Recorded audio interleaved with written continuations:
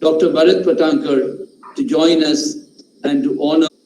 We are, in other words, telling ourselves that we have a responsibility to carry this flame, even as our college motto truly reminds us, Flamma Ardens et Lucens.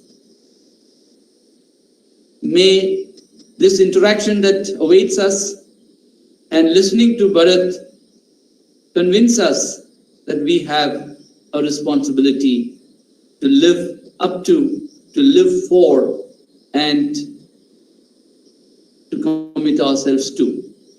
Thank you. Welcome, sir. Over to Paul. Thank you, Father, for your words. Once again, I welcome our resource person on behalf of Salesian College, Sonada and Siliguri. I welcome our resource person, Dr. Bharat Patankar. Sir, thank you for being here with us. We are honored by your gracious presence. We are excited to listen to you. So before I invite Sir for his special lecture on community diversity and egalitarianism in Indian society, I would like to say a few words. This evening, we have with us an academic, public intellectual, and social activist, Dr. Bharat Patankar. Dr. Patankar received his MD degree in gynecology at Government Medical College, Miraj. He is a leading activist, co-founder, and the president of Shramik Mukti Dal. He was one of the founding members of Krantiva Phule Sanskritik Manch. He is also a leading activist in the Badvi Hatao movement of Bidrohi Kalwar. He participated in, along with this, Sir participated in numerous irrigation and dam movements in India.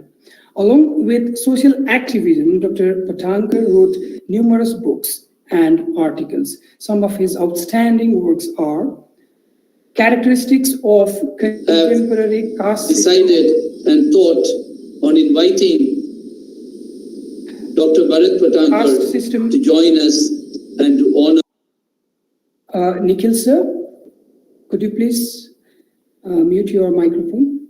Yes, right. So, some of the outstanding works of Dr. Patankar are Characteristics of Contemporary Caste System and its Annihilation. Number 2, Maharashtra's Silpakar Nana Patil and Paryayi Vikas Niti. For his outstanding contribution in the field of academic as well as social activism, he was conferred with numerous awards. Some of them are Arun Lamya Yuva Jagar Puraskar, Dalit Mitra Puraskar, and Baburao Bagul Gaurav Puraskar. Now, let me invite our resource person of the evening, Dr. Bharat Patankar. Over to you, sir. Should I start speaking? Should I start speaking? Yes, sir. Sure, sir. Please, sir.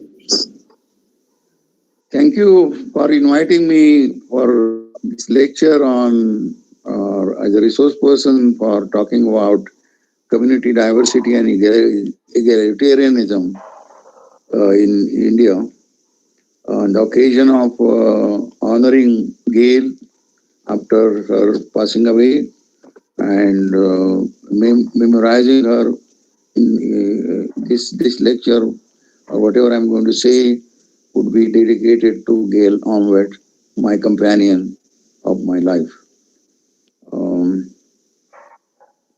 Community diversity and egalitarianism, these three were together in India in a distant past only. That past was basically matrilineal clans, which were called as Gana Sanghas, the matrilineal Gana Sanghas, in which you can see that there was no exploitation of any kind. Gail's book, Begumpura, Seeking Begumpura, which is based on Saint Raidas's imagination of the egalitarian society and with diversity and with the community feeling and community closeness. That was really existing in the distant past, just along with or just before the Indus Valley civilization. Because in a matrilineal egalitarian society, community was possible in the sense that community is only possible when there are no contradictions, major contradictions or contradictions which would bring rifts in community. So those contradictions were absent in a society of matrilineal Ganasanghas. And it was not matriarchal because, as some people say, but if it was a matriarchal, then the state, like semi-state or quasi-state, comes in. And once the quasi-state comes in, community cannot remain in totality. It is going to get disturbed. So it was matrilineal but not matriarchal. World over, but in India, there is a history of matrilineal Ganasanghas. Many people like Kosambi, Comrade Sharad Patil, and others have written about it. This kind of a society in India. These kind of remnants of these kind of societies are still are there in eastern states of India today, and also to a certain extent in Kerala. So matrilineality is there, but the rest of the two things have gotten eroded. So in those days, the land was not a private property. Water was never a private property. So to say, no natural resource was a private property of anybody, was not controlled by individuals or the groups. All these things were living along with nature, and there was no enmity with nature, and there was no enmity between within people themselves. And in that sense, that there was a nature lineal societies. At the same time, there was no hierarchy between men and women. I mean, there was no exploitation of women by men. There was no class exploitation, and there was no class, no question of caste even, no question of varnas even. So in that is the one society which one can call as a society having a totality of the existence of community, egalitarianism, and diversity. But once those societies got transformed into the patriarchal Ganasanghas, like Buddha comes from, Mahavira comes from, those were Ganasanghas. There was egalitarianism. There was no property in land. Water was also there was no private property in water or any other resources. But definitely there was patriarchy in the sense that it was at the level of the family, it was at the level of states. So the rest of the things, though were egalitarian, the egalitarianism was not existing in the relations between men and women. So in that sense, this egalitarianism was started getting when the We are, in other words, changed from matrilineal to patriarchal. And that's why the community also got, but community should include women also. If there is a contradiction, if there is a relation which is exploitation, the relation of exploitation of one by the other section, then egalitarianism also will not be there, and also there would not be remaining any community. But community, in a sense, is homogeneous, and the community would feel we are not having any contradiction between us. That one can call it. And diversity, of course, was there in both both of the societies, matrilineal and patriarchal Gana Sanghas. But this diversity was not hierarchical. This diversity was not exploitative. This diversity was of the qualities one can have. Different qualities people would display in their production of their singing, the production of the new music, or way of producing things from the land.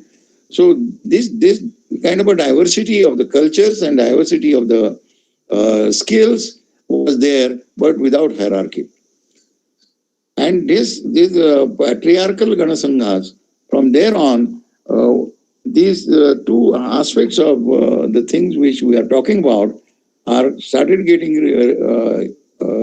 destroyed, eroded, and parallelly in the south of Ganges, in north, and later on in the southern part of India, some 600 or 700 years after the Sangam period,